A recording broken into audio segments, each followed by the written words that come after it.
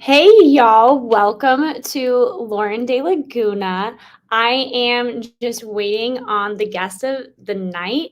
We are going to have Chrissie Mayr as a guest. Now, I am super honored to have Chrissie Mayr because she's been on like so many huge platforms before. She's been on Gutfeld, she's been on Wendy Williams, she interned at Conan. So I'm really excited to talk to her. She's had some really funny things happen throughout her career. So I'm excited to talk to her about the most exciting parts of her career in her eyes. So we're going to go over like the funniest things that she's ever experienced, including hecklers, from having to get naked in public due to like airline drama. And so we're going to be going over it all. I'm really excited to have I've been a fan of Chrissie Mayer's for forever. So I'm literally so excited to have her here. If you haven't heard of her before,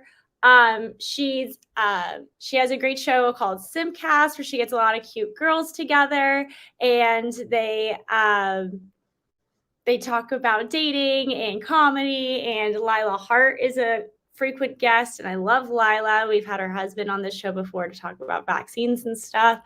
And Chrissie is also a conservative comedian. We've had a lot of liberals on the show recently. I know, because I'm a conservative, but it's nice to get in touch with my fellow conservative girlies. So I'm going to be talking to her. Speaking of conservative girlies, you guys want to have Amy Dangerfield on the show soon, because I'm working on getting her scheduled for an interview. Any other names that you have that you want me to interview, don't be afraid to tell me. Don't be afraid to DM me. My Discord is open too. You can always message me on Discord or Twitter or what have you. Everything's Lauren de Laguna. It is so good to see chat. Hey, CMGA. It is always good to see Ripperjack Media. He is first. Ripperjack Media, we need to get together actually, because I told Brian from whatever podcast that I was in touch with the Tiger King folk, and now he's pitching to Candace Owens to go over Tiger King. And it's like, this is a Lauren de Laguna exclusive. So I need to get my booty on that if I'm going to keep it an exclusive to show what Netflix did wrong with Tiger King. And we have all the inside people for that. So we are working on that behind the scenes. Yes, interview Nick Rekieta. That's a good idea. Yeah, I can definitely reach out to Nick.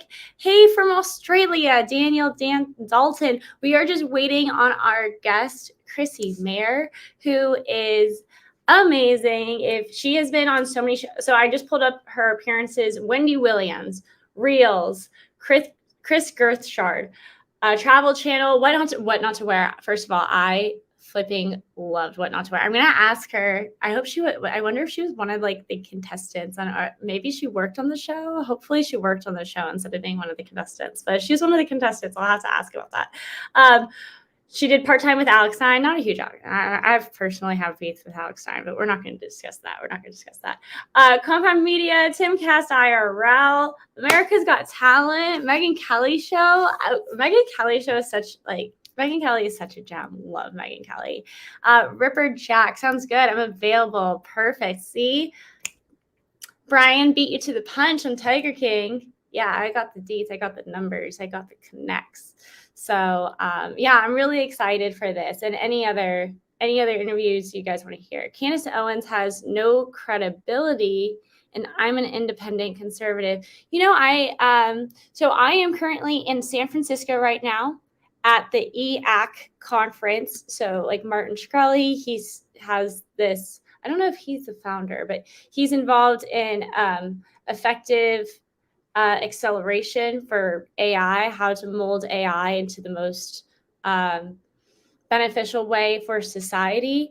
And I was meeting somebody else who was very level-headed, and they're like, I just can't listen to Candace. And I was trying to convince him, you really have to watch this one documentary. You'll see a different perspective to the story that you haven't seen before. And he's like, I just can't watch Candy. She is too biased for me, no credibility whatsoever. And I thought that was really wild, because Candy is the one who's going over the Netflix of How to Make a Murderer, how that's kind of a load of horse manure. And it's actually funny because years ago, I've listened to a podcast called Debunking a Murderer. And that was essentially what Candy's movie is about to be about. So, I mean, that's a benefit of being famous is you get to copy other people's ideas and have them go viral much quicker. So yeah, benefit to it. Use if you have a platform, try to use it for good. Am I right? So with this Chrissie Mayr stuff, I had written in my schedule like 5:30 p.m. Eastern Standard Time, and I wrote it down Eastern. But like when I spoke to her in text, I put 5 p.m. Pacific Standard Time. So I'm just she was like really gracious with me. She changed it to 5:30, even though I had I had messed up on every aspect with the 5:30. And so now she's a little late with the makeup. Don't you love that? It's just a back and forth. I just think that's how it goes. Okay, Jason J wants to know a secret. Convicting a Murder was a film next door to me in 2018. Okay.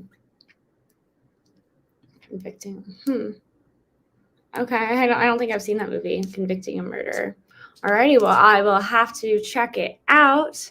Hopefully none of us are ever involved in any murders. That's not good. But I do have to say I love First 48. Such a good show. Such a good show. What else am I working on? So I'm also interviewing Andrew Wilson tomorrow. So don't forget that. So for my schedule tomorrow, I have several things that I'm doing tomorrow. I think I have 3 different shows tomorrow. So WIC TV from 3 to 5 p.m. Pacific time. Andrew Eastern. Fuck. Shit. I'm going to have to make sure my times aren't overlapping. No, I think this is Pacific. Yeah. WIC 3 to 5 p.m. Pacific. Andrew 5 to 6 p.m. Pacific. And then Kilo, the gun problem at 6 to 7:30. So packed day tomorrow. So definitely don't miss it. The Andrew one will be on my channel. Every time I go on somebody else's channel, though, I leave it on their channel. I think that's the best way to help people, like help my audience check out new people instead of just watching continuously on my platform.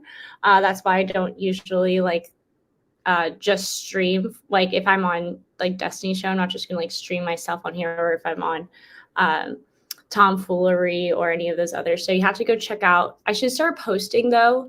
I'm going to start posting in my community center what shows I've been on. So, and the link, so you could go check out when I go to other shows, so you guys can see that. Try to do that live. Hey, Boots. Boots is a friend of mine. We have traveled up the coast of California together. Oh my gosh, y'all. My very special guest is here. Oh my gosh, the one, the only, Chrissie Mayr. How are you? Oh my gosh, I'm so great, Lauren. I'm so sorry for being late. I don't know.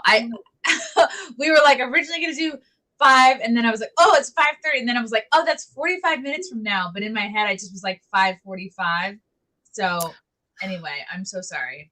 It does not matter. It is okay. I was actually just telling them I was the one who originally fucked up with the whole Eastern Standard Time, Pacific Standard Time thing. I even sent out a tweet like, "See y'all in 4 hours," and you were like, so hard.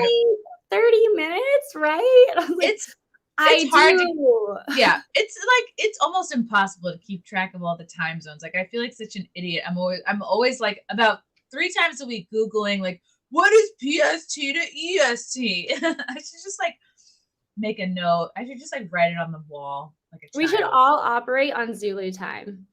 Zulu time? Yeah, so like basically just Eastern Standard Time, but apply it everywhere. So like you would, instead of waking up at 9 a.m., you would technically be it would be normal to wake up at 12 a.m., but the sun would be, know? So it like the time would sound weird for everybody except for like New York, but that's fine. You're on the East Coast, right? I'm on the East Coast, or even better, with New York City, we sometimes go by homeless time, HT or HST, which is really like whenever the fentanyl wears off, and that's when you wake up, and that's what time it is.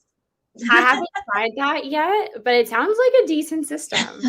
It's a mess. New York City is such a mess. I was just hearing today that there's a nursery in the Bronx. 3 kids somehow got fentanyl. 3 or 4 toddlers. 1 died. The other 3 were, I hope they're going to be saved. But like, they either did it or someone blew it in their face. I don't know what the fuck's going on. I'm like, New York City is a hot mess. The kids That's fentanyl. wild. It's so sad. It's horrible. I'm actually in San Francisco right now, and I'm working on a story. I'm doing a couple of things. I went to an EAC conference, which is about like AI and stuff. And then, yeah. Thank you for doing that. Are you going kind of as a spy? No, I went as like Martin Shkreli is a friend of mine, so I went as his guest. He was the speaker. Is he the guy that got in trouble because he wanted to raise the price of like AIDS medicine? Did I make that up? Why he got in trouble, but yeah, essentially, okay. You got the like idea, the concept of who he is, the essence. It's sad that is my that's my basic takeaway. Yes, yeah, you got it. You got like the important bits. He got in trouble and he raised the price. That's what. Yes, but anyway, I'm a friend of his. He's a good person. And he's working on effectively fixing AI. But not only am I doing that, I'm also working on a story about an elementary school that is directly adjacent to 3 strip clubs. Whoa. Not only that, they are also connected to, like, directly across the street from a MAP support group. Oh, my God. This is in San Francisco? Yeah. Oof. Yeah, you know who really needs support and therapy and kindness are minor attracted people. Yes, let's be extra patient with them. Yes. But while we're being extra patient with them because they're trying to stay away from children, we should put the headquarters of our support group directly across from children. Yeah. I always say we should be very patient with the MAPs, which means we should be patiently helping them into a wood chipper. Just kindly.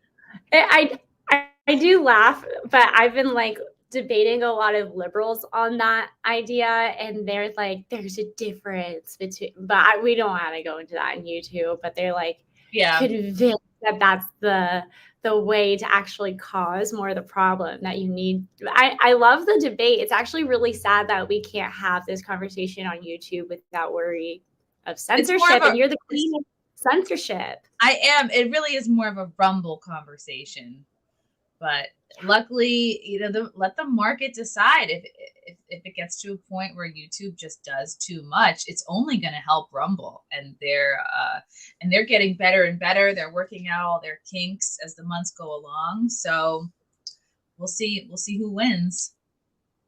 Yeah. Well, I have spoken to Lila Hart's lovely husband, Eric, before on my channel about vaccines. And I was actually really surprised. We got pretty far we didn't get any marks on it. They definitely have scaled back on the censorship on that particular subject. Like, it's almost like, and who knows? Well, maybe we'll see what happens when the next pandemic comes out. But it's like they have definitely scaled back on that in lieu of maybe the election stuff is their focus now. Or Ukraine. You definitely can't talk. You cannot speak ill of the Ukraine, or the theys, the blue and pink flag people. Yeah. Speaking of speaking ill of the blue pink flag people, do you want to discuss that issue that went viral? So I think you already know what I'm talking about. Why don't you go ahead and tell the story? Yeah, I wasn't sure. I'm like, what's more interesting for your audience if we go in chronological order of my cancelings or just like by what is more interesting? And I love this because I was in Dallas in May at a club I perform at least once a year, Hyenas. It's always generally my audience, people who understand my sense of humor, people who are like just fun and not easily offended. So I was very shocked when I did this show in May, and it was Saturday night, the last show. And I was really just riffing because my friend and the girl that was hosting, Keanu Thompson, who's another comic from New York here, the whole trip we were making jokes that she looks like Dylan Mulvaney, and I was like, oh my god, everyone keeps asking Keanu what day of girlhood she's on. And then I was like, wait a minute. And here's another thought about Dylan. Why has it been a year of girlhood and no tits yet? Like, that's the number one. It's a number one thing. If I'm trying to look like the other gender, like, let me go ahead and get all the markers of that gender down ASAP so I can start, convincing people. And I was just like, yeah, why no tits? Like, Dylan's got all the money, time, resources, best doctors, sponsors, can definitely go get some implants if they're really trying to convince people they're a chick. And so I'm like, this is puzzling to me why this hasn't happened yet. And a guy in the audience yells out, "'Cause he's a man." And I was like, yes, because he's a man. I'm just yes-anding this guy, You want to watch it? Yes, let's watch it. Let's watch it. Okay. All right, let's do it. Let's do it. I'm so good at doing this, figuring it out already. It's tricky. Maybe a viral moment. We'll see. I'm going to clip it. And wow, my hair is so red there. I was called transphobe nice. during my last set. It's bleached Saturday out. At Hyenas in Dallas. That was pretty fun. I walked a table of land whales like you do. I just didn't expect it, I guess, in Texas. I think I expect that sort of thing when I perform in New York or maybe California, but I'll post it. You guys can tell me what you think. You know her from Simcast. You know her from Compound Media. You know her from Gutfeld. Give it up right now for Chrissie Mayr. Here's what I don't get about Dylan Mulvaney. Are you guys familiar? 365 days. Why has it been a year of girlhood and still no tits? That's day one, okay? If I'm transitioning to a dude, day one I'm getting a cock. And I'm getting the biggest one you can find. Go into the back room, get me something black, okay? I have something to prove here. Why no tits for Dylan? I don't understand. Because he's a man. Yeah, he can tomorrow.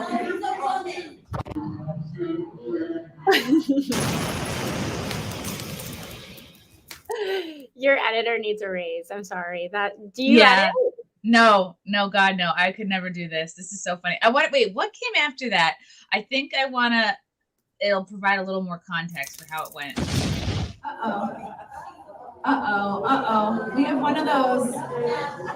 At this point, I'm shitting my pants. No, it's all good. Are you really? I kind of am, because I'm like, this woman's extremely tense. I know on Twitter I might appear like I have very sassy takes. I don't give a fuck. But when you are dealing with live people in a room, I want everyone to have a great time, whether you believe with me politically or not on things. I want to charm you, win you over, no matter what your deal is. And I just was like, oh, these women fucking hate me. And this was right in the beginning of my set. And I was like, what am I going to do? And I'm scrolling all my material. I'm like, what could I do to win this table back? And they were already just so pissed. And when you get a heckler, you're constantly doing all these little, several steps ahead. You're like, okay, should I dwell on this? Do I make fun of them? Do I move on? You're just, and you have to decide, because you spend too much time with a heckler, you're going to alienate the rest of the room, and you're going to just blow the energy and the goodwill you sort of built up if you make it just about you want to hammer them early on too. Early in the show, so it's how you haven't even built up goodwill enough and I don't want to be cruel. I definitely don't want to throw anybody out. So I'm just you were focused on how fat she was too. So you're trying not to be cruel, but she's also a land whale, and so you're how do I think of a joke that's not about her being fat? Yeah, and I'm like, how did these women find me? Did they do research? Clearly they have not. Did they make a wrong turn somewhere? Did they think they were seeing somebody else? It just was I was observing a new species. I was like, this is interesting. That's so funny. That is so funny. So you want to keep watching, or do you want to? Yeah. Let's watch a little bit more, because this is so great, because I'm trying to calm them down. I go, it's okay. We can all have different beliefs. It's different beliefs. It's okay. Some of us can believe in reality, and some of us can't. Coexist. This is America. We should have different beliefs. It's all good. It's all good. It's all good. And that was it. He didn't really say anything else. Dylan can wake up and be like, Right. You don't say anything else like to that issue. You just try to like smooth it over. I'm by just waiting. repeating, Yeah, it's I'm all waiting. good. It's Yeah. all good. I was like, that's gonna make it all good. It's not gonna make it out. I'm also like waiting to see if she's gonna say something else, because then I will be like, oh, I'm gonna fucking sink my teeth into this bitch. You know what I mean? Like, then it's over. Is she cooling off? Okay, she's cooling off. And then I'm like, because I'm saying, like, Dylan, I need to see some commitment from Dylan. You know what I mean? Like, I was saying tomorrow, he could wake up and be like, I guess I'm now just a dude with plastic surgery. And it's like, you haven't really committed much. Anyway, so that was like, what makes Dylan a girl currently? Because he got a facelift. Can men not get facelift? A Kate Spade sponsorship? No, he's just a dude with a tight face. And that was the only argument I was trying to make. I was like, he's going around calling himself a girl. He hasn't even committed. It's like, you gotta say sayonara to that dong, you know, if we're gonna take it seriously. I do have to say though, your analogy, I don't know if your analogy works, because like, yeah, as like a girl, you just like add, obviously if you're gonna add a dick, you're gonna add like the world's biggest dick. But like chopping off on the other hand, that's a little bit, it's just a little bit different. It's not like you can, it's totally different. It's major surgery. But I'm just saying, like, I'm like, in a world where I want to convince people that I'm a dude, I'm going to try to get the biggest dick I can as soon as I can. Like, whether that means grow one on my arm and get it on there, or like do a strap-on moment. I'm just saying, like, getting implants would be the quickest thing Dylan could do to convince people that he is trying to be a girl. So I hate to take this conversation in a serious direction, but serious question. Who do you align with more then? Dylan Mulvaney or the Canadian teacher with the kitty? I think the Canadian shop teacher, because I think that he was just trolling everybody, because I read that he started this school year just back in his original form, like without the costume. So, man, that would be a great interview. Oh, I know. But he hides from the media. I'll get him. I'm going to get him. Yeah, everybody who I wanted to interview is like, they're now putting out like those fake interviews, like the plane lady. Did you see that? Oh, she's full of shit. Yeah, I mean, I think she hyped herself up too much, and now people are just not interested in her or don't believe anything really that she's saying. I think at first she played her hand very smartly by building up all this hype, but then it kind of, she didn't give us enough to like keep that story going, so people just started dismissing the energy up. Yeah. Okay, so let's get until the hecklers walk out. I want to get to that point. Do you know where that? It's right here. Yes. Yeah. You know what I mean? I'm doing a different joke now. Some people just because they were Puerto Rican. Moved on. They can't all be white, right? You have to see yourself represented in the pamphlet, sir. You can't, right? Because you see yourself coming here. Fuck the transphobe! Is that the best you can do? Oh my God, I'm so sad. How long was she sitting there before she came up with that genius? A long time. It was, and that was maybe the last 10 minutes of my set. So like they sat there for at least a half hour. And then I was like, oh my God, they wanted to finish their fries first. Of course. Like they weren't going to storm out because their food had just hit the table. So you see where the priorities are at with this group. Yeah, right. Very interesting. Like they can't support you, so they can't stay to the end of your show, but they're absolutely not going to leave when they're halfway through their second entree. And I'm just thinking, man, I hope these gals paid their tab. I hope that they didn't stiff the waitress.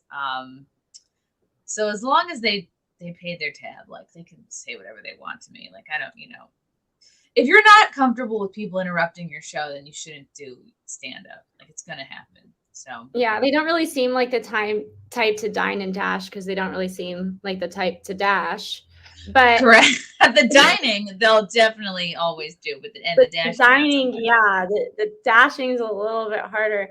Okay, so for the other times that you have royally pissed people off, there's several. I was thinking the Malaysian. Can you explain like the Malaysian outrage though? I looked Yeah. into it a little bit. I don't. Yeah, explain it. And This do you have is like a kind of good like, clip? Because I couldn't find a good clip for this one. it's definitely, if you just Google, let me see if I can Google it. Jocelyn Chia, Malaysia. Jocelyn Chia, Malaysia comedy seller. This was more, here it is. Okay. I can share my screen or just send it to you. I'm gonna share my screen. Sure, go ahead. You can share your screen too, whatever. Okay. Okay, here we go. So this was posted on the, Jocelyn is a pretty mainstream comic. She's Asian, which gives her points, but she's also genuinely funny and performs internationally, like has definitely paid her dues, works hard. She's a great joke writer. She's been on the scene for a while. And this is at the Comedy Cellar, which is the best club in New York City. So if you're performing at the Comedy Cellar, like you're doing pretty good. She's not really someone I would consider like canceled at all. I don't think anyone's ever come after her before for a joke. So that was part of why I felt like I had to step in and like get to her and be like, don't you dare fucking apologize for this. You're going to feel the pressure. It's going to suck for like a few weeks, but then it's going to die down and then the internet moves on like they always do. So here is a joke that Jocelyn has told many times before, and many other Asian and I guess non-Asian comics have made jokes about the Malaysian flight disappearing or crashing or whatever, just like comics make fun of the Holocaust, of 9/11, of anything. I personally think no topic is off limits, but the juice has to be worth the squeeze. The edgier the topic, the funnier or the more groan-worthier joke has to be, because it has to be worth it. Right. You know, like, and there's some topics I won't joke about because I guess I haven't come up with anything funny enough yet, but I would say, yeah, like, what's your go-to that you think about? Like, you're like, man, I would love to write a joke about this, but it's too edgy and I haven't done the research yet. Ooh, I mean, I would say it would to dabble in like on the topic of pedophilia, it'd have to be really funny and like it'd have to be really worth it. But again, anything is possible. I know there's anything is possible. Shoot for the stars, Chrissy. Shoot for the stars. Here we go. You, Malaysia.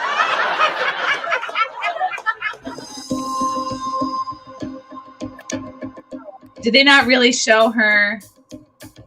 I don't know. I couldn't find any like good clips of just like the joke itself. Do you want to do the joke? You want to be her and just be the comedian? God, I don't know her joke word for word. I know that's so much pressure. I just like totally put you on the spot. Like this. No, it's totally good.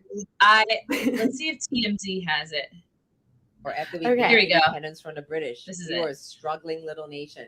In order to survive, we formed a union with a larger, more powerful country, Malaysia. Where are you from? Malaysia or Singapore?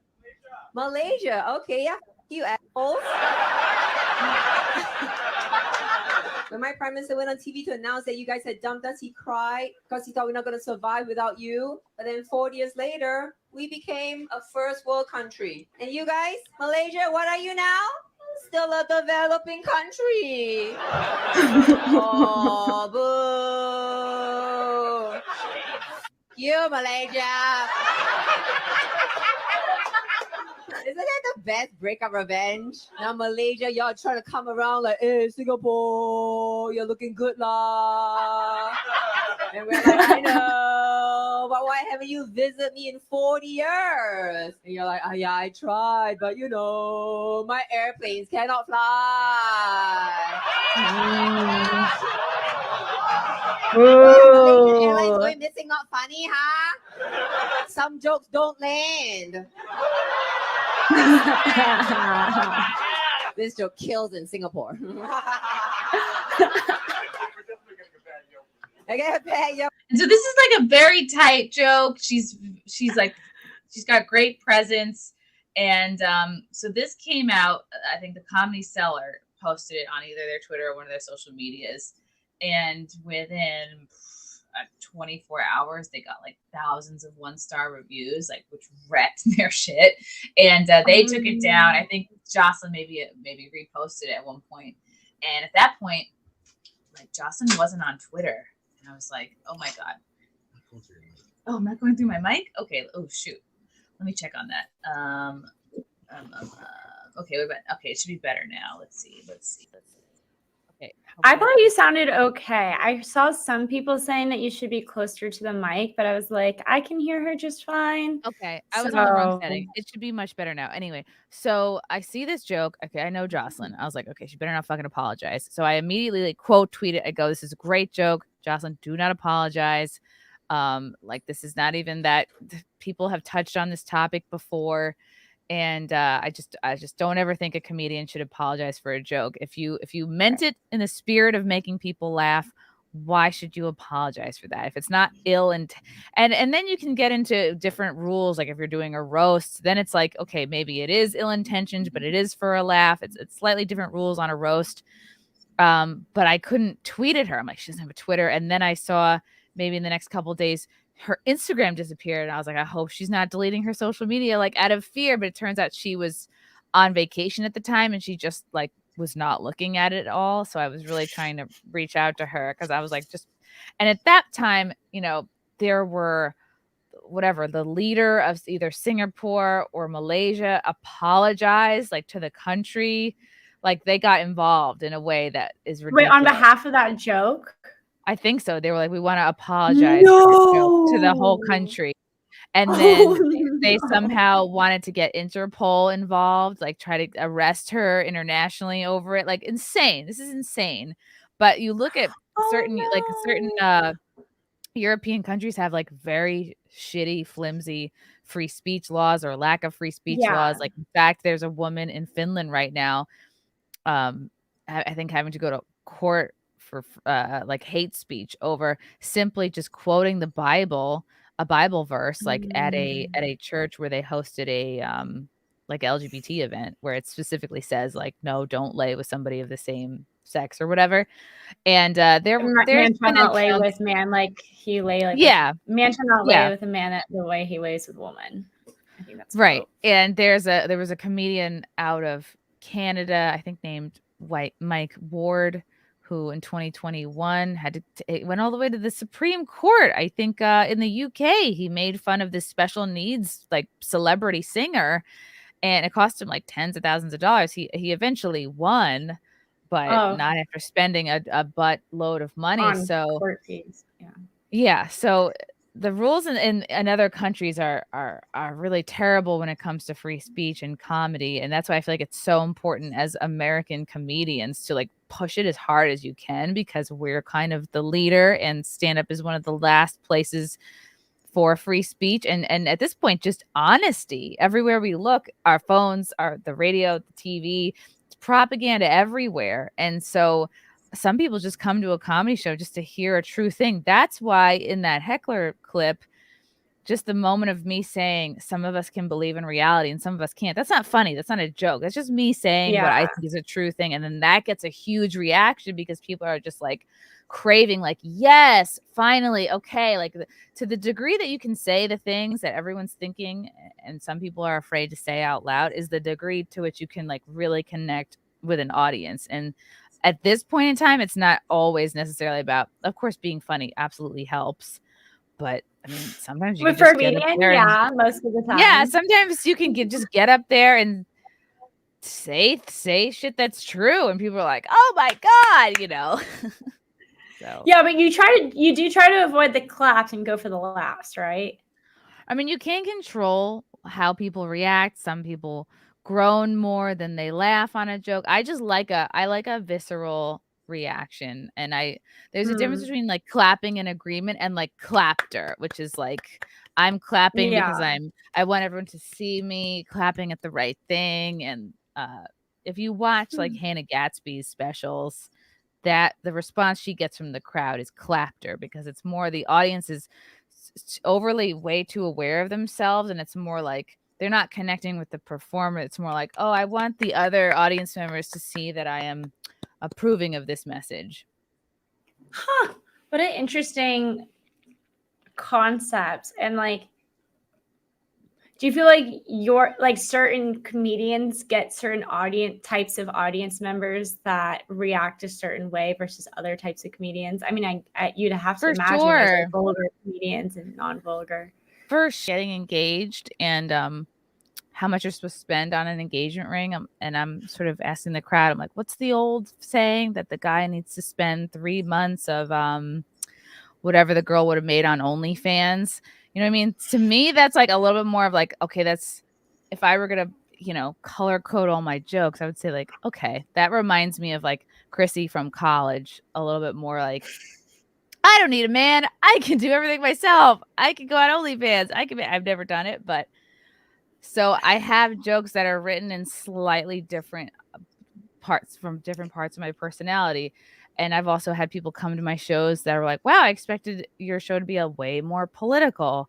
And then I've had people shows were like, oh, wow, I didn't think you would talk about like just regular topics like dating or your family. And everyone's got a different impression and expectations. So there's like the me on Twitter is not exactly the me on a stand-up stage talking for an hour. So Right. but yeah, of course. Like Twitter's pretty political. And so like in order to keep engagement on Twitter, you're gonna be involved in like the political conversations of the day. But have you been political in your stand-up career your entire life? Or no, have you found not. yourself become more political? Definitely not. 2018 was a big turning point for me because I went from hosting a show at a gay bar in New York City, the Stonewall Inn, to hosting a monthly show at Stonewall, to a weekly show on Compound Media, which a lot of people see as, even though it's a free speech network, people associate it with like very right wing because Anthony Cumia is pretty right, pretty on the right. And so I noticed very quickly over the course of just a few weeks, like people stop associating. People used to kiss my ass, like wanting to get booked on that show, now completely cut off because they want nothing to do with Compound Media. And I just was like, wow, my sense of humor has stayed the same. I'm the same person, but I just went from a monthly show here, like to a weekly show, like kind of on TV or like a podcast TV show. So that was a moment, and kind of coming around on, I didn't really come around on Trump till 2018. And then being an out Trump voter in 2020 was a big moment. I saw a lot of people kind of turn away, stop associating. It happened kind of in multiple phases. And then January 6th was another one of those big moments where can you talk about your experience with, and can we call it, instead of just to like avoid the YouTube laws, can we call it like, I thinking like instead of J6, like H5? Like, H5, H1N1. Yeah. Yeah, just like some other. Okay, I was there that day because I was there in December and November covering the Trump rallies, because I didn't get the sense that the mainstream media was fairly covering them. And so these were 3 Trump rallies. The November one, I think, was called Stop the Steal. I forget. They all had like names. And I was glad that I went and covered it. I was doing like man on the street interviews and just like, wide shots, B-roll type coverage. And I noticed that the mainstream media with November and December, those rallies, they would do like an early morning, Passover, like, oh, look, there's nobody here. Trump has no fans. Like, this is not even a movement. Nobody gives a shit. Trump is done. And then there'd be like hundreds of thousands of people there, like in the next few hours. They did that on both November and December. So I was like, this is interesting. Let's see if they'll cover it the same way in January. And like, well, now we know a lot of things and people were put in place to have a certain outcome for that day. And now we know it was all kind of designed to vilify and make domestic terrorists of just anybody who supported Trump, anybody who questioned the election, anybody who was against the lockdown and the mandate. So it's like so much going on, so many issues that people are upset with, all kind of coming together at this one time. And it was great. I got so many wonderful interviews. The people that seemed to be the most upset and the most concerned about the direction our country is heading were folks that were from like communist countries like a Venezuela Right. or so and you find, wow, the people that have just lived here all their lives maybe take it for granted or don't realize how close we really are coming to like a total breakdown. And then I was with my friend Riss Flex, who also has a YouTube channel, and we're just doing interviews. We're just like, and we realized like, wow, there's no reception at all. Like I got one tweet out on the way that we were walking to the Capitol, because it was like 8 a.m. We got there really early on that day, and then there were a bunch of speakers, and Trump was supposed to go on at 11. He didn't go on until 12. And we're all out there. It's January. It's fucking cold, you know? So I remember Riss Yeah. and I left a little bit early. We didn't even stay to the end of Trump's speech because we're like, we just have to like start moving. Like maybe we'll just start walking to the Capitol to like No. get our warmth up. So we start walking. There was a planned march point. Like it was always going to be come to the whatever it's called. The Who like Olympics. who planned There was that? Like what there was was like a program. It was like with every other rally, there's Yeah. you know, you hear people speak the night before, and then the day of it's like activities, events, speakers, and then everyone just marching to the Capitol was always part of the plan. It was nothing that Trump said that made people go, oh yeah, fuck it, let's go. It was literally always Right. part of the plan, but people who weren't there or people who just followed the Made it mainstream out media, like like he yeah, inspired told people to everybody. head on over or something. Yeah, no, it was always the deal. And since we were just freezing, we're like, let's just like walk over now. But in fact, there were people who had gone over even earlier. And those are the people that got like mixed up in the trouble. Like we were there, we kind of were in the back. Like it took us a long time to even get near the building because there were just so many people there. But then we noticed like, yeah, everyone's just walking right up to the building. Like there's no barricades, there's nothing to hop over. There's like no even police there. So we're just like, oh, it just seemed like it's like a field trip vibe, honestly. People are just like walking up, and then I took so much footage. It's just everyone's chilling. There's picnics. Did you People, step on the steps? no, I just was on I don't know what side of the building I was on, because I just didn't want to like get my. I mean, there's part of me that was like, oh, it would be cool to scale this wall, but I was like, because I'm like, I think physically I could do it because I see all these guys doing it, but I was like, yeah, I'm not gonna do it. Like, I just didn't feel the need. So I'm just hung back with my friend, and because there's plenty to look at. We just didn't feel like we had to go in, and I wasn't even really at the time aware of what was going on in the building, like because I wasn't super politically with it and like up to speed on the proceedings that were going on inside. And I like learned later on that they were, I guess, trying to certify the election or something. Yeah. People got upset with Pence because they thought he was the only one that could stop it, and he kind of turned his back on Trump. And I don't know. I mean, Except, did you watch the RNC debate at all? No, I didn't. I just watched Trumper. I just watched Tucker and Trump's interview. I like Trumper. Yeah. Trumper. Yeah. Yeah. I didn't watch the Trumper interview too much, but I watched some of the debate, and they asked everybody. It was one of those like raise your hand questions. Do you support what Pence did that day? Like, would you have done the same thing Pence did if you were the vice president? I just thought that was interesting. That is interesting. Yeah. Yeah.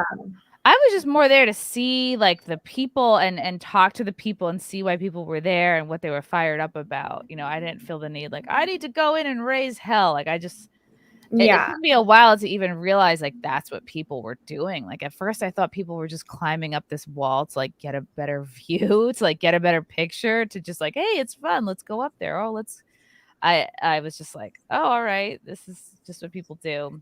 I didn't put it. But you feel like anybody else who was there that day, so like let's say somebody maybe wasn't with friends and then they saw the mass of people going up the stairs, you think they would feel like this is trespassing or this is wrong or this is not allowed, or do you think they wouldn't have been given I mean, notice? if there are people there encouraging you to go in and go up, if Is there's that what was happening? Were that people is what encouraging you? that is what was happening. I was not around anybody that was encouraging me to go in. I was just like I was hanging back a ways away.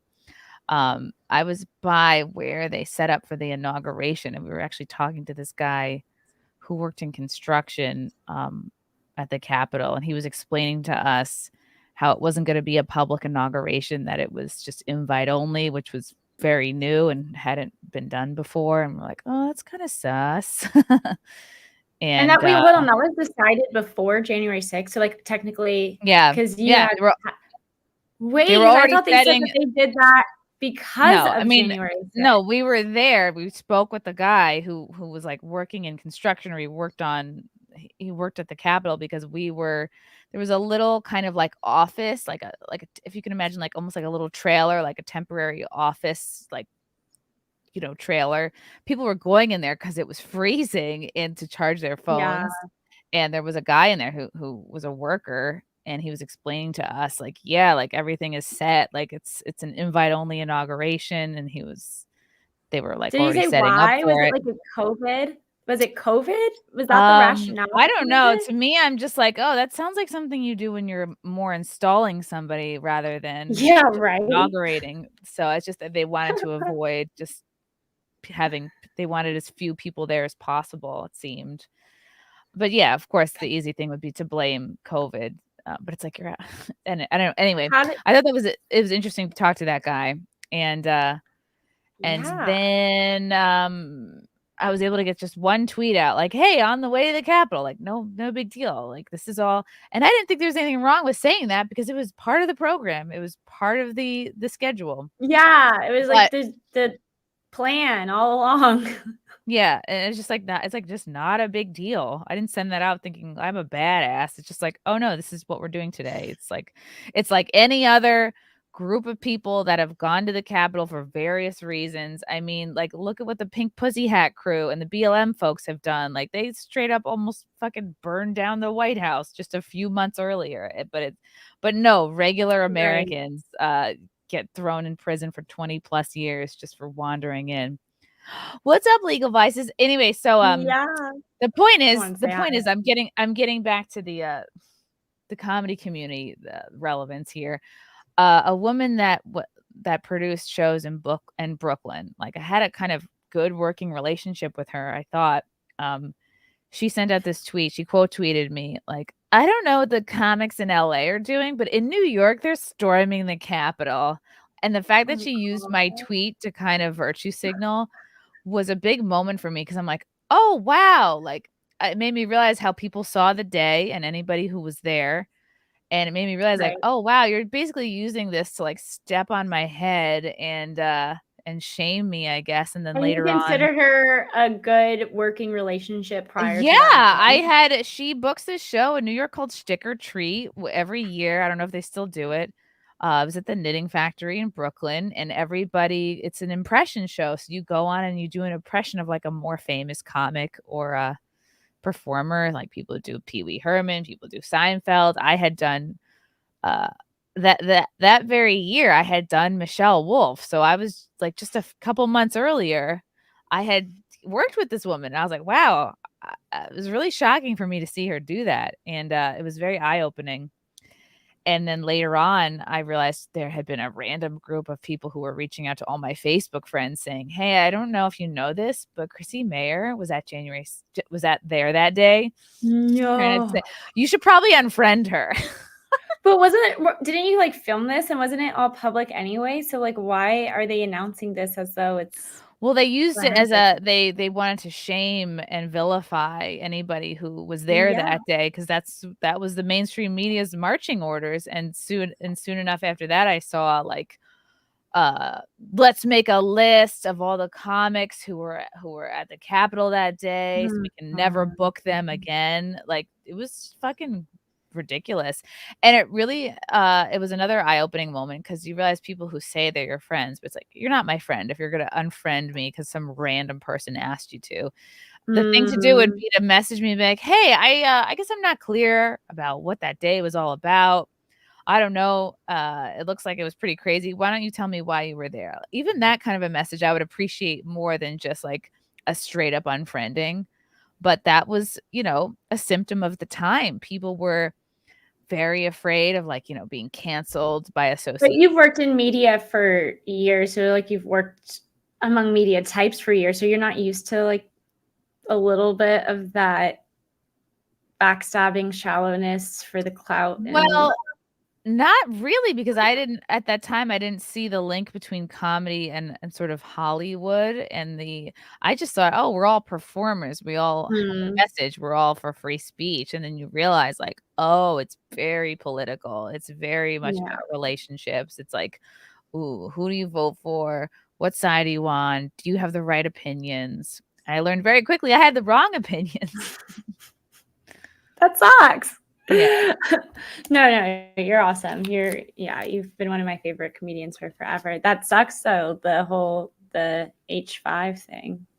I'm sorry H5, yes, the H1N1 was brutal. But I'm sorry that I wouldn't have it any other way because and I don't mean to like complain, like my life is so hard because I don't have to be a performer. I don't have to do stand up. I don't have to be a public figure. Like I choose this life and I've chosen to be honest about my beliefs, and I've chosen to stick my neck out for causes and things that I find valuable, and with that comes a certain amount of blowback and heat, and I'm totally willing to accept that because I think it's a worthy fight. And I think the comics that don't stick their neck out for anything don't seem to have a message, don't seem to have like a concern for free speech, even for those performers that they disagree with politically. Like I will stick my neck out and defend any comic. I don't care what your beliefs are. If it's over a joke, I don't think you should apologize. If a mob is coming after you, I'll try to get in there and like defend you. So there's never been any person that you've seen canceled and you're like, ooh, actually, fuck that person. No. Honestly, no. I mean, there's people I despise, but I would on principle defend their right to tell a joke. Okay. And if they were getting canceled over a joke, that doesn't mean I care for them personally or I would work with them, on a project or something. It's like in public, I feel like I have to defend your right to tell a joke and not apologize. Right. No, I get that. Yeah. I get that. Did people defend your rights to tell a joke about chicken, or did other comedians get up in arms about that? And you want to repeat that joke? God, it was such a dumb throwaway line. I was on, it was like a last minute Newsmax appearance, and I had been doing a bunch in May after that trans heckler moment went pretty viral. So I was going in like a couple times a week on all these different shows. And they would just be like, oh, hey, here are the topics of the day. Like, just riff on them, whatever. Like, whatever you want to say that's funny. Like, they pretty much, on a lot of these shows, they give you, like, carte blanche if you're, like, a comedian commentator. And they just sort of figure you're funny. You'll figure it out. And they're talking about Chick-fil-A. There was, like, a fear that Chick-fil-A, they had a new president that was going to start prioritizing ESG or something like that, and I was like, oh, like why are they worried about being diverse? Like they already serve fried chicken or something like that. And it was like a botched riff. It was like a semi-botched line, but and it was even a pre-tape. So I figured like if it was really that bad, it wouldn't be put out. But it was put out, and then I got so much shit for that. Like, fried chicken. And then Keith Olbermann started a fight with me on Twitter about it, called me like a racist piece of shit for like a toss away line. You know what I mean? Like this is not a joke that I sat and labored over writing for months. I'm like, it just sort of fucking came out of my mouth, Wait, I'm shocked that this is pre-recorded. I understand if it's live, but this got through editors. So like people had watched this and were like, this is funny. This is good. All right. Let's put it out. I figured if it went out, it was okay with everybody,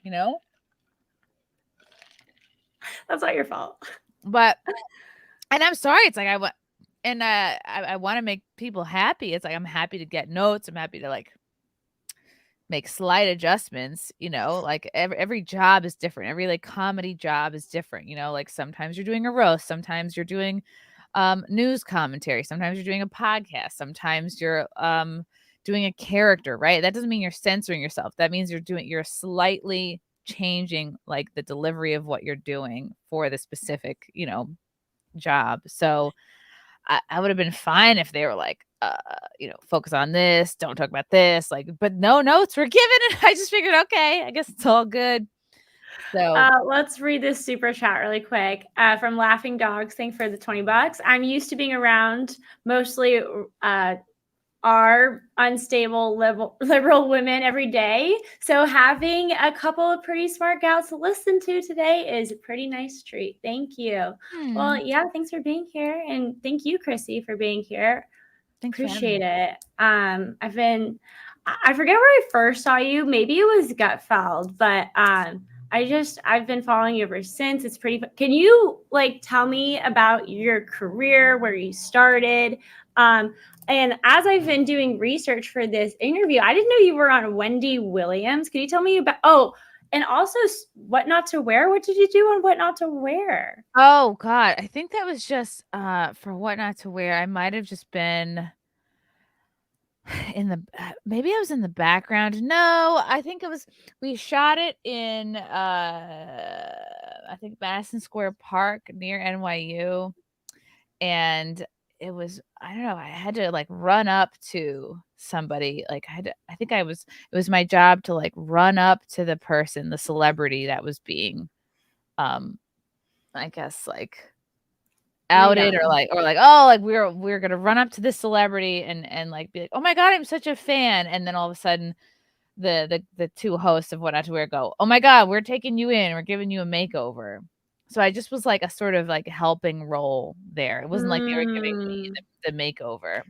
Well, it's actually kind of embarrassing when you're the one who like you've seen the show, right? Where you like go through your entire closet and they're like, what is this? This is horrible. And you're like, oh, my grandma made that for me. Like, I think I would like that. I think I would like to see like what people find horrifying about my wardrobe. That might be fun.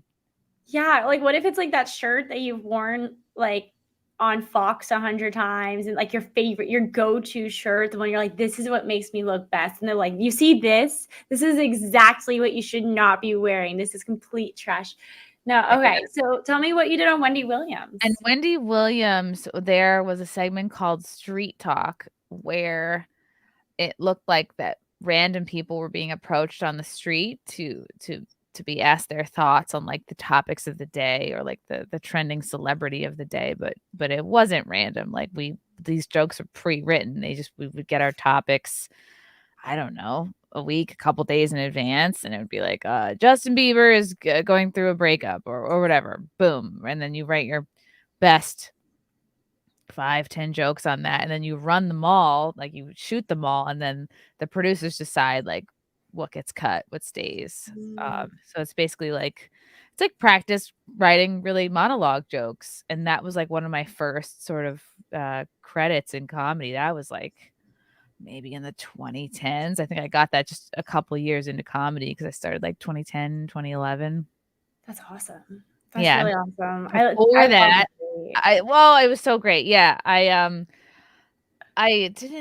didn't like work closely with her. I just worked with like the other producers. I had attended like a live studio taping, and I think maybe we took a picture with her, but I've never like met her or talked to her, like that kind of thing. But she's awesome. She's so entertaining. And just like a little on my background, like I really thought I wanted to be a reporter. I went to school for communications, majored in media studies. I thought I was going to move out to like Idaho or somewhere in the middle of the country and then work my way back to like a better market. But then because I had an internship at Dateline when I was a junior in college, and I got there and I realized like, oh, this is so boring. This is horrible. Like Stone Phillips is a drip. And then I had reached out to Late Night with Conan O'Brien, which was still in New York at the time, and managed to get myself an internship for the next year, for my senior year at college, which I was able to get college credit for. And so, yeah, I think it was the spring semester of college. I would go in twice a week to Late Night with Conan. And, you're doing you're getting coffee, you're making printouts, you're ordering dinner. If you were a really lucky intern, you got to order dinner for everybody. Ooh, Go around and get everybody's dinner fancy. order. Sometimes you'd have to go retrieve Conan's credit card from whatever bar he left it at the night before. Sometimes you're just the most exciting thing was when a writer would hand me a $20 bill and be like, okay, here's my Starbucks order. And then they would say, and then get whatever you want. And it'd be like, what? And it was the first time in my life I was like, oh my God, I'm going to order something fancy at Starbucks. I would always get a vanilla skim latte or something. Ooh, wow, so fancy. I'd always order sugar-free vanilla skim latte. I thought that was the fanciest thing you could order. So I would always get that. Because you said sugar-free. That's what made it really fancy. Yeah, I thought that I need it to be sweet, but I'm a skinny LA girl who works for Conan's. I was not. I was never a skinny LA girl. I was always a sort of tubby New York, very much gained to freshman 15, all while being a Division I athlete. I don't know how the fuck I even was able to compete, but just drinking beers and crushing my dives. And so that was a very exciting time in my life, just being in Rockefeller Center, figuring out the subway. Because even though I'm from Long Island, my family never really took us into the city very much. Maybe once for my Sweet 16 ice skating party, but we weren't going in. So I was very intimidated by New York City. I didn't understand how the subways worked. So it wasn't until I had these internships at college, in Connecticut, and I would be commuting, that I started to learn that stuff, and had sushi for the first time. And after I graduated college, I desperately wanted to be a page at NBC, and I was upset I didn't get the job because I thought I was so qualified because I gave tours at my college, and I had 2 NBC internships. I'm like, what the fuck else do I have to do? It's probably my skin color didn't help me out there. And so then I just started I didn't know what the fuck to do after college. But I remembered at the internship, the writers were all like, well, if you like comedy, take improv. So I joined the UCB, took all the classes there, classes team, did that for 5 years. Also did comedy at the Magnet Theater. Then I did a one-woman show, and then I started stand-up. But all the while, living at home on Long Island, working always full-time, at least 1 or 2 jobs. So it would be work 9 to 5, 9 to 6, then do the improv class 7 to 9, get home, fall asleep, do the same thing. I did that for 5 years, and then finally. Oh my God, that's so tiring. How many days a week was improv class? Improv 5 days improv was only twice a week, but there was a whole scene, with being an improv. You're kind of expected to see a lot of improv shows, especially their flagship show, which is called Ass Cat. And sometimes those shows were on the weekends. It was the UCB 4, which was started by Amy Poehler. Fuck, I used to know. There's 4 people who really started. Tina Fey, probably, maybe. I don't know. If it's with Amy Poehler, I always just assume it's with Tina Fey as well. No, because it came out of the Chicago Improv Olympic. Matt Walsh, Ian Roberts, Amy Poehler, and Matt Besser. I guess technically. I wasn't expecting Matt Walsh to be on that list with Amy Poehler. That's so funny. It's a different Matt Walsh. It's not the conservative Daily Wire Matt Walsh. Okay, all right, my bad. That would be hilarious, though. I think he's so funny. I think Matt Walsh is funnier than your average comedian. He's very dry and sarcastic. He's an acquired taste for sure. Not everyone's gonna understand him, but I think those people are mostly stupid. So did the improv thing, the whole improv scene. What sport did you play? Oh, I was a springboard diver. Nice. It was good. I enjoyed it. I still have the record. Nice. And yeah, my God. Well, some guy is gonna get it soon. You're gonna lose that record soon. Oh my God, I'm gonna lose it to a chick with a dick.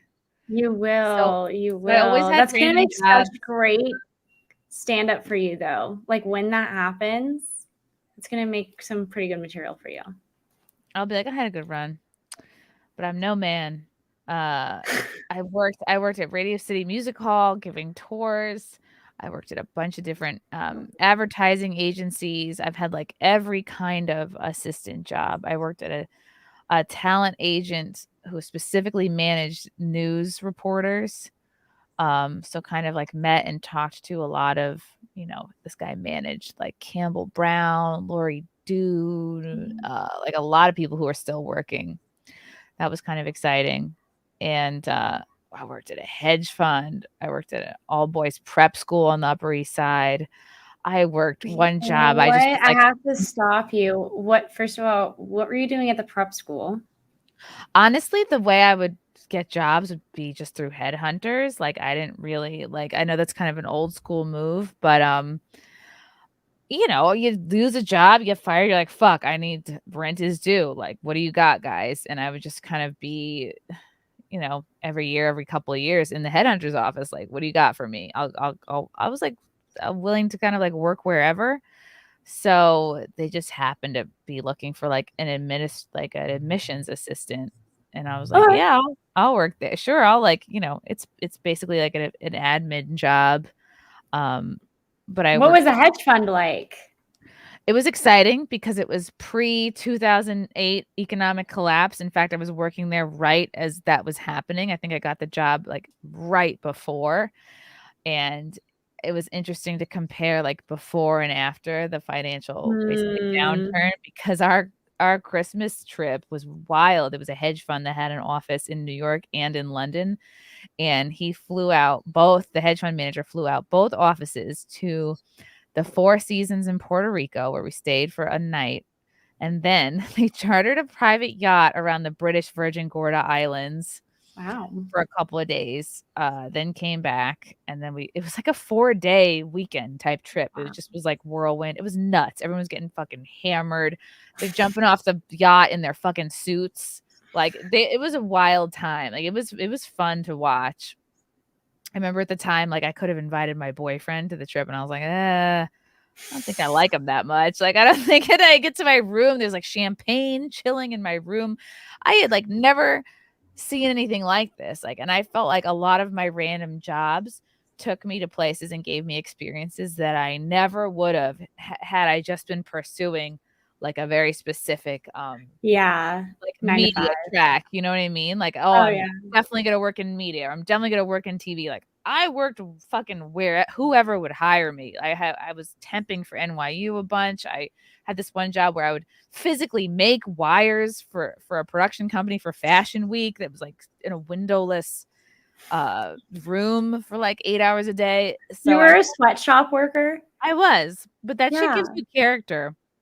And you're the whitest sweatshop worker. I was just like, I'll fucking do anything. So yeah, it was fun. And you're married now, right? Yeah, I just got married this summer. Yes, I saw the photos and like with you driving on the that was from the honeymoon. We just got our photos back, so I gotta start posting some of them. But yeah, we're gonna send our thank yous out. It was fun. It was really great. We got really lucky. We had a lot of great people there. A lot of my friends like all knew each other. People were dosing mushrooms. It was a bacchanal. People were really just having a fun time. We had a cigar roller, a great band. That's so fun. I love that idea. Yeah. You gotta have a band. If anyone anywhere getting married, like get the band over the DJ. That would be my advice. So was your band, like, what kind of music did the band play? Well, they were very cool, and they gave us sheets of songs that they could already play. And they're like, well, let us know what you definitely don't want. We're like, definitely don't want Sweet Caroline. Definitely don't want Don't Stop Believing. Like we're like pretty hard line on that, because you go to enough weddings, you figure out like what's cringy, what you don't want to do again. And 8675309. we wanted to keep it like basically like 80s and 90s rock. Basically. Yeah. I love that though. That's super fun. Yeah, it was really fun. Yeah. No, I saw some of the pictures. You looked really beautiful. So thank you. Yeah. Some sad guys in my chat right now finding out that you're married. But Oh, hey, they had years and years and years to shoot their shot. It's like I can't wait around for you guys anymore. I feel you, girl. Yeah, Yeah. I feel ya. I feel ya. Yeah, dating is no fun. All right. Well, I just appreciate you giving me your time, and we need to do this again. We need to hang out again soon. For sure. So, yeah, but we'll stay in contact. And thank you so much. Thank And thank you, you, Lauren. everyone, for being here. But this is our time. And don't forget to hit like and subscribe and stick around for a second to leave a comment to help the algo. Okay. Bye. Love you guys. Thanks, chat.